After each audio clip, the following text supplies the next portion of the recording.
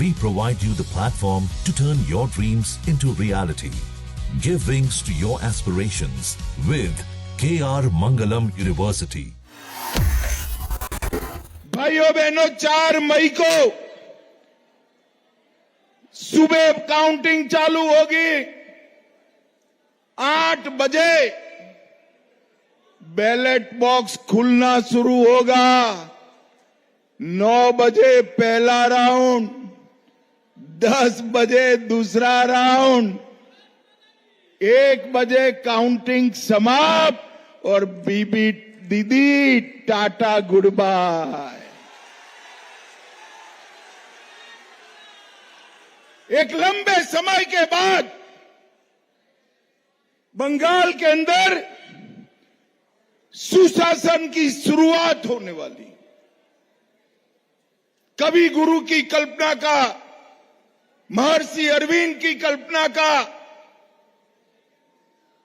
और श्यामा प्रसाद मुखर्जी की कल्पना का सोनार बांग्ला बनाने की शुरुआत भारतीय जनता पार्टी की सरकार करेगी। मित्रों, भारतीय जनता पार्टी की सरकार करेगी। एक ऐसा बांग्ला होगा, ऐसा बंगाल होगा जहां माताओं बहनों को कोई भय नहीं होगा। इतने सारे दीदी लोग बैठे हैं, मुझे बताओ जरा, सालों तक संदेशखाली में बंगाल की माताओं बहनों पर एक घुसपैठिया अत्याचार करता रहा। बंगाल की महिला मुख्यमंत्री चुप रही। क्यों? क्योंकि वो घुसपैठिया था, टीएमसी का कार्यकर्ता था। आरजी कर, Calcutta law university, Durgapur law university दीदी के माथे पर जू नहीं रेंगती है और उल्टा कहती है कि 7 बजे के बाद महिलाओं को बाहर निकलने की जरूरत क्या है। दीदी, आपको शर्म आनी चाहिए। एक महिला मुख्यमंत्री होकर आप कह रही हो कि 7 बजे के बाद क्यों बाहर निकलते हैं। सभी बंगाल की माताओं बहनों को मैं वादा कर कर जाता हूं, 5 मई के बाद एक छोटी सी बच्ची भी स्कूटी पर निकलती है, कोई गुंडा उसके सामने आंख उठाकर नहीं देख पाएगा, नहीं देख। हम बंगाल की माता बहनों को, बच्चियों को भय से मुक्त कराएंगे। पूरे बंगाल की जनता को हम भय से मुक्त कराएंगे। अभी तृणमूल के गुंडे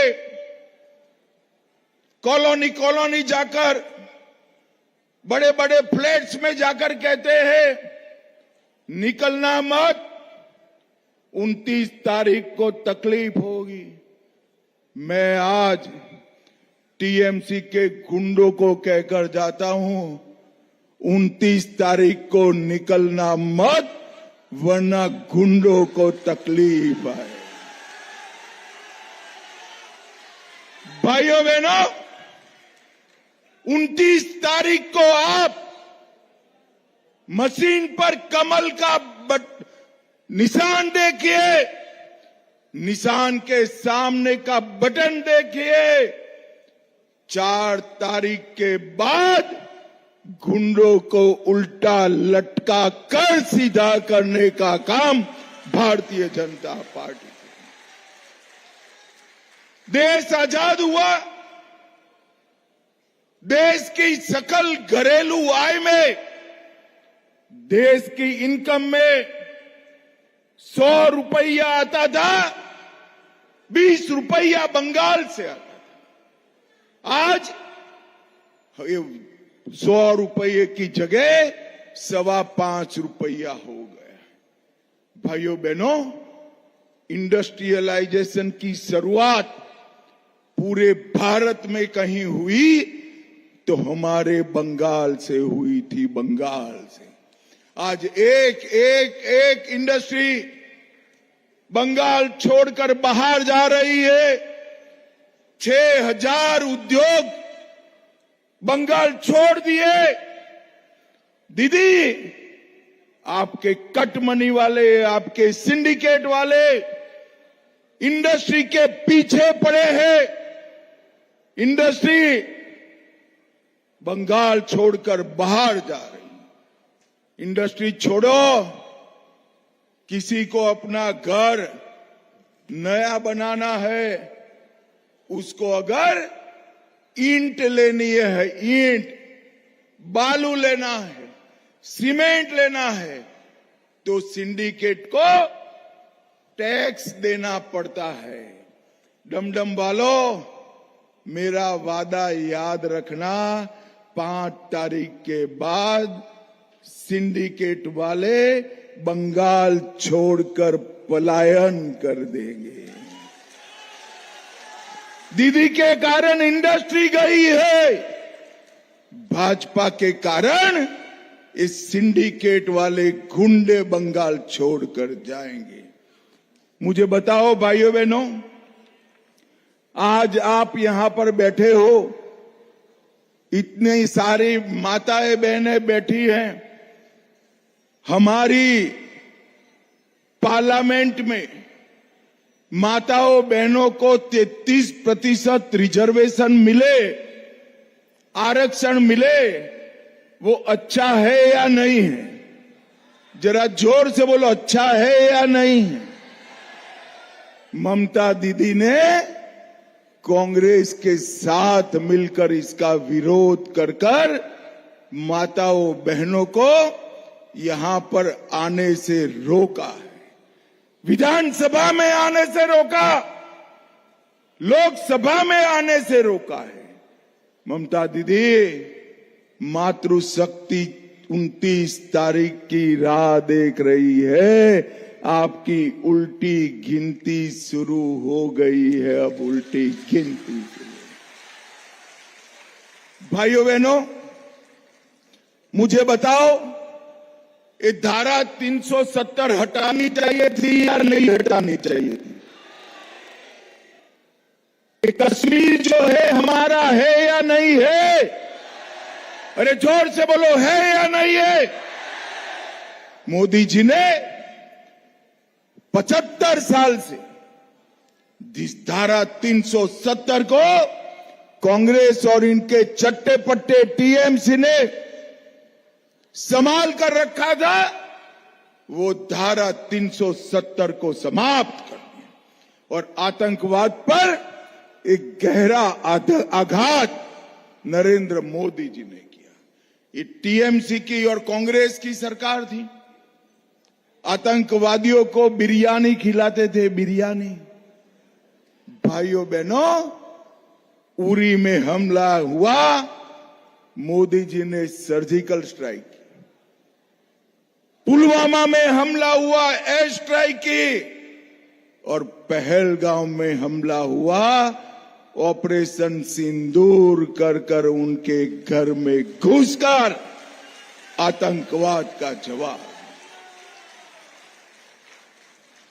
जिस नरेंद्र मोदी जी ने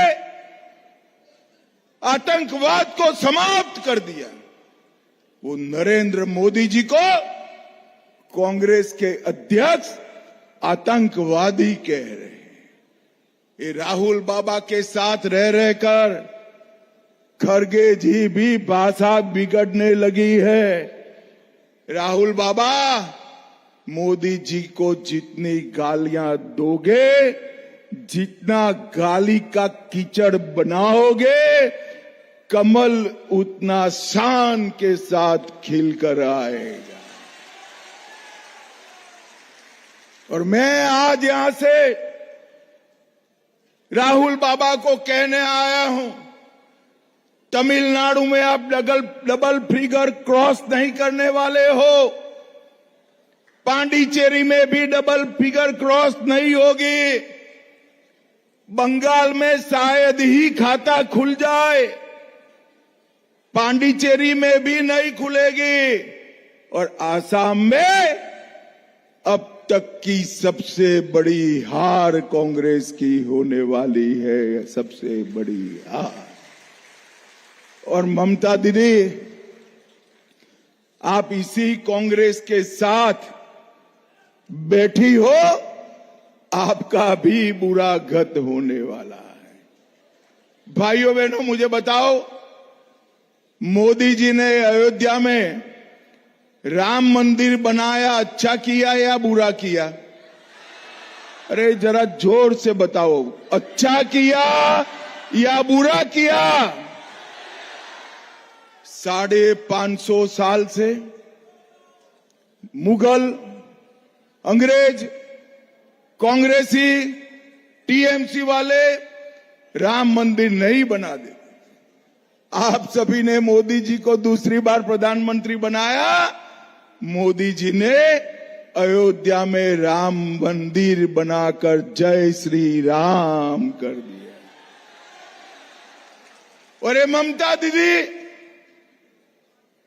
राम मंदिर बनाने का तो विरोध करती थी, नाटक करने के लिए हुमायूं कबीर को बाहर भेजा है और हुमायूं के नाम से बंगाल में बाबरी मस्जिद बनाना चाहती है, बाबरी मस्जिद। मुझे बताओ डमडम वालों, बंगाल की पवित्र भूमि पर बाबरी मस्जिद बननी चाहिए क्या? जोर से बोलो, बननी चाहिए। कवि गुरु और विवेकानंद जी की भूमि पर बाबरी मस्जिद बननी चाहिए। आप चिंता मत करो, मैं कह कर जाता हूं, ममता दीदी जितना जोर लगाना है लगा लो, भारतीय जनता पार्टी बंगाल में बाबरी मस्जिद नहीं बनने देगी, नहीं बनने। भाइयों बहनों, यहां की नगर पालिका दिवालियापन के कगार पर है। नगर पालिका की लापरवाही के कारण ढेर सारे गंदे पानी के झील बने हुए हैं। मोती झील भी अशुद्ध हो गई है। और भाइयों बहनों, किसी को कुछ पड़ी नहीं। 5 तारीख को भारतीय जनता पार्टी की सरकार बनने के बाद डमडम को हम पुराना गौरव लौटाने का काम भारतीय जनता पार्टी करेगी। मुझे बताओ भाइयों बहनों, विशेषकर बहनें बताएं, किसी को भी बंगाल में 4 शादी करने की छुट्टी होनी चाहिए क्या? अरे जोर से बोलो, होनी चाहिए क्या? मालूम है ना कौन कर रहा है? मालूम है या नहीं है? अरे सरल रास्ता है रोकने का, कमल के निशान पर बटन दबा दो, हम यूसीसी लाएंगे, 4 शादी और ट्रिपल तलाक समाप्त हो जाए। हर बहन माता के अकाउंट में 3,000 रुपया प्रति माह भारतीय जनता पार्टी की सरकार जमा करा देगी, जमा करा देगी। और सरकारी कर्मचारियों को 7वां वेतन आयोग और डीए का भुगतान किया जाएगा। बेरोजगार युवाओं को 3,000 रुपया बेरोजगारी का भत्ता उनके बैंक अकाउंट में जमा करा दिया जाएगा।